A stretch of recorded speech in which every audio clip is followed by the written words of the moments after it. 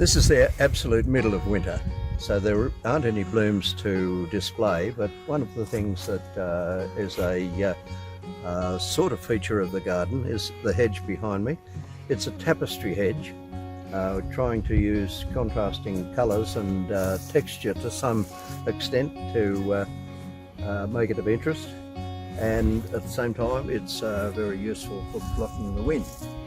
One thing about the top of the divide is we get plenty of wind.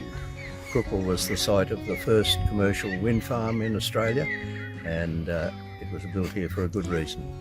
The area we're in now was a tennis court at one stage, so it's perfectly flat and it was roughly rectangular.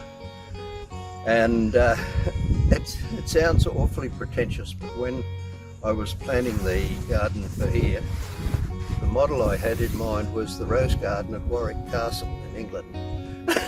So I've miniaturised it and colonialised it, and it is a formal shape, and I still find it pleasing, and I think it works well with roses. And on my left, one of the things that has been very useful for blocking the wind and protecting the garden is the stone wall. It was something that I did very early on, a necessity to keep the plants protected.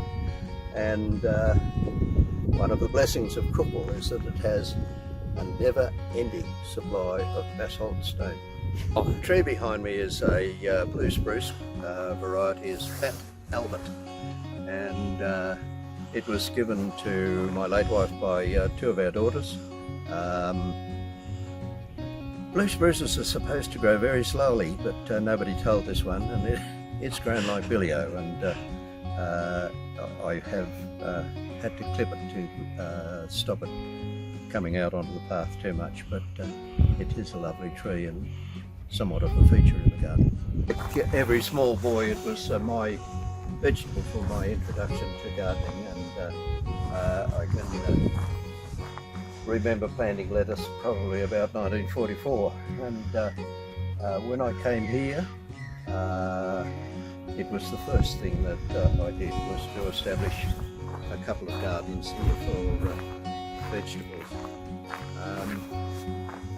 The absolute feature for me of Crookwell are the way the root vegetables grow here. Carrots, turnips, parsnips. I've lived in a lot of places, and here they are the best I've grown in the whole of my life.